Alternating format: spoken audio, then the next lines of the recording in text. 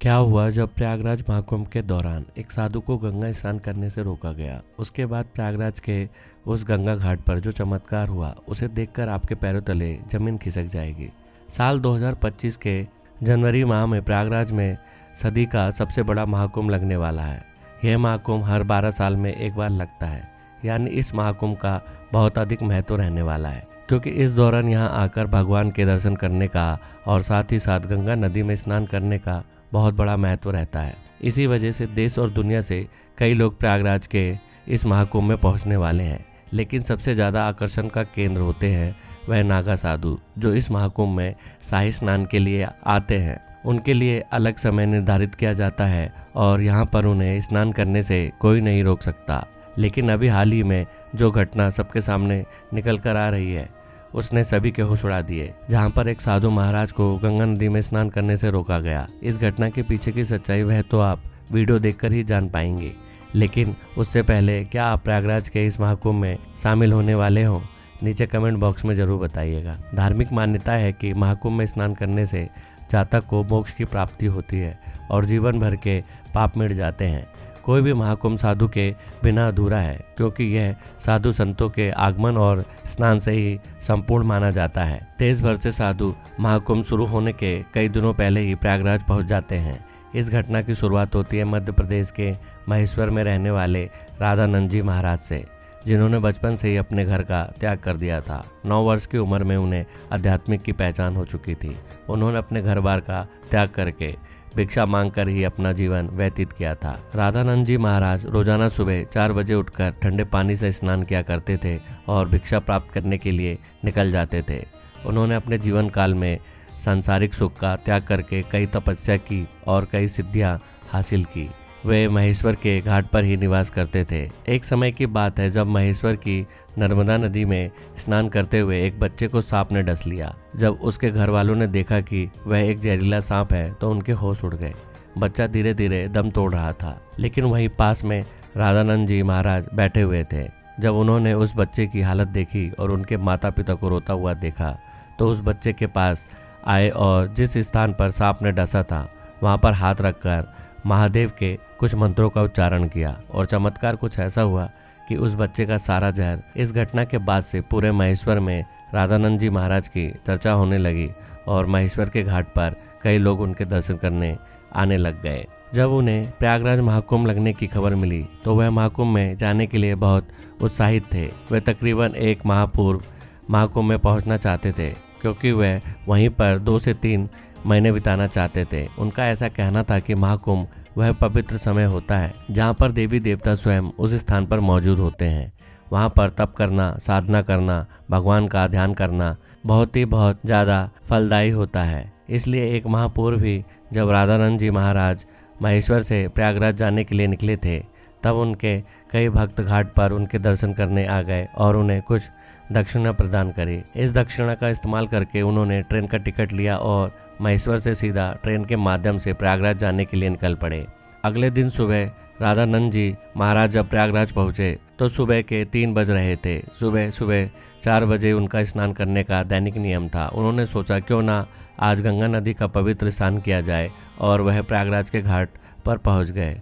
उस स्थान पर गंगा नदी की सफाई का कार्य चल रहा था। 2 से 3 ऐसी गाड़ियां नदी में लगी हुई थी जो हर तरह से गंदगी को साफ कर रही थी और नदी को और घाट को स्वच्छ बना रही थी। राधानंद जी महाराज को यह देखकर बहुत खुशी हुई। जब उन्होंने अपने कपड़े उतारे और गंगा नदी में स्नान करने के लिए आगे बढ़े तो वहां पर खड़े कुछ नगर निगम के अधिकारियों ने उन्हें रोक दिया। उनका कहना था कि आप अभी स्नान नहीं कर सकते, क्योंकि इस समय सफाई का कार्य चल रहा है। प्रयागराज में रोजाना रात्रि के समय गंगा नदी की सफाई का कार्य किया जाता है ताकि दिन और शाम के समय श्रद्धालुओं को इस कारण कोई मुश्किल ना हो।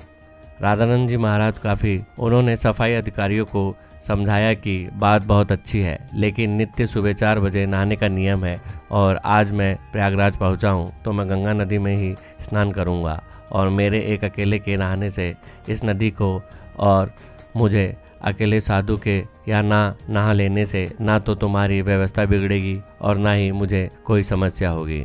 लेकिन वह अधिकारी अचानक से गुस्सा हो गया और उन साधु महाराज से कहने लगा कि आपको इसी समय क्यों नहाना है? अभी पूरा दिन पड़ा है। क्या यहाँ पर तुम्हें कोई इंसान नहाता हुआ दिख रहा है? क्या तुम्हारे अंदर इतनी शक्ति है कि तुम सुबह 4 बजे इतने ठंडे पानी से स्नान कर लोगे?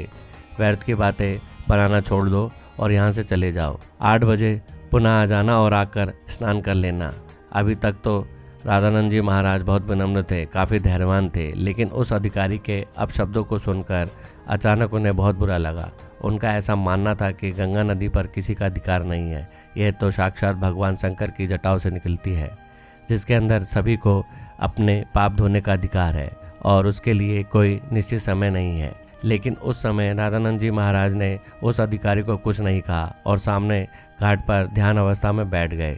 सबको लग रहा था कि वह साधु महाराज मान गए हैं और पीछे हट गए हैं। अब जब पुनः गंगा नदी के अंदर साफ सफाई मशीनों को पुनः शुरू किया गया तो अचानक से एक बहुत बड़ी घटना घट गई। वह सभी मशीन शुरू होने का नाम नहीं ले रही थी।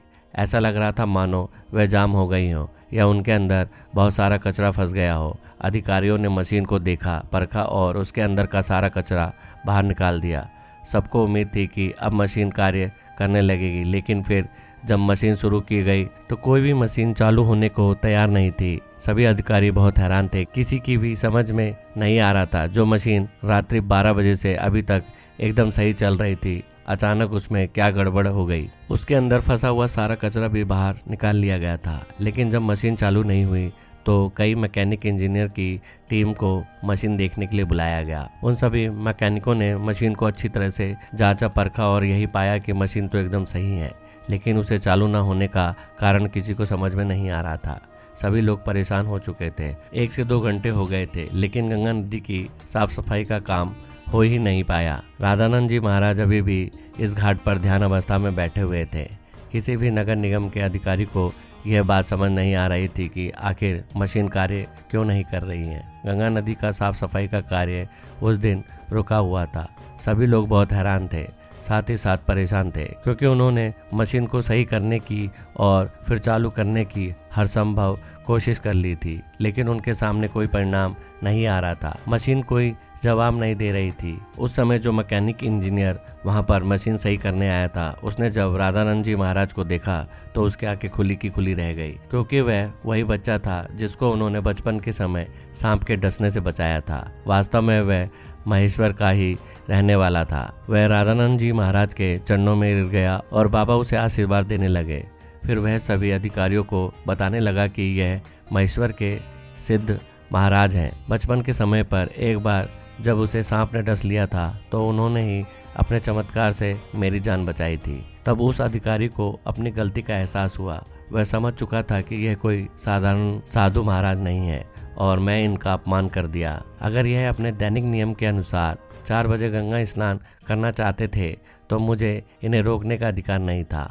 मैंने जो इनका अपमान किया, उन्हें भला बुरा कहा और गंगा नदी में स्नान करने से रोक दिया, उसी का परिणाम मशीन की खराबी के रूप में हम भुगत रहे हैं। उसने सभी अधिकारियों के साथ चर्चा की और सब ने यही पाया कि रात भर से गंगा नदी की साफ सफाई करने वाली यह मशीन चल रही थी, लेकिन इन साधु महाराज के नाराज करने के बाद ऐसा लग रहा है मानो यह किसी तरह जाम हो गई हो। अब यही हमारी समस्या का समाधान कर सकते हैं। हमें इनसे माफ़ी मांगनी पड़ेगी। सभी अधिकारी मिलकर रामानंद जी महाराज के पास गए, उनके चरणों में बैठ गए और हाथ जोड़कर कहा कि हमें इस बात का अंदाज़ा नहीं था कि आप एक दिव्य संत हैं। हमसे बहुत बड़ी भूल हो गई है, हमें आपको स्नान करने से नहीं रोकना चाहिए था। रामानंद जी महाराज अभी भी बहुत विनम्र थे। उन्होंने अधिकारियों से कहा कि यह जरूरी नहीं कि कोई संत चमत्कारी हो तभी ही उसे गंगा नदी में स्नान करने की अनुमति दी जाए। गंगा नदी के ऊपर सभी साधु संतों का सबसे पहला अधिकार है। सभी अधिकारियों ने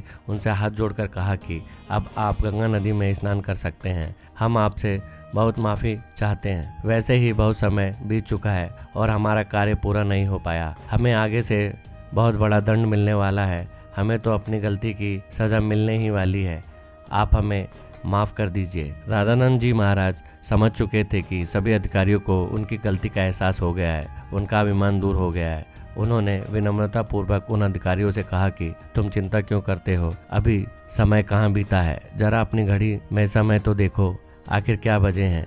जब अधिकारियों ने अपनी घड़ी में समय देखा तो उनके रोंगटे खड़े हो गए, क्योंकि उस समय सुबह के 4 बज रहे थे। किसी भी अधिकारी को यह समझ नहीं आ रहा था कि आखिर इतना बड़ा चमत्कार कैसे हुआ। आखिर राधानंद जी महाराज ने अपने चमत्कार से समय को कैसे पलट दिया। लेकिन इसके दो फायदे हुए। सबसे पहला कि साधु महाराज का 4 बजे स्नान करने का नित्य नियम जारी रहा, और दूसरा फायदा यह हुआ कि किसी भी अधिकारी को अपने बड़े अधिकारियों द्वारा दंड नहीं दिया गया। इतना बड़ा चमत्कार देखकर सभी अधिकारी उनके चरणों में गिर गए और बाबा की जयकार लगाने लगे।